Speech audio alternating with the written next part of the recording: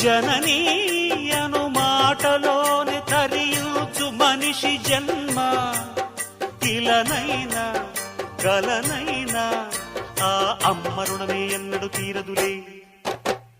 ప్రాణం నా ధ్యానం మా అమ్మ కోసమని ఉన్న బ్రతికున్న మా అమ్మే లోకమని. బ్రహ్మైనా అమ్మంటే చాలు మొక్కుతాడురా, ప్రాణంగా చూసేది ఆ పాశమేరా.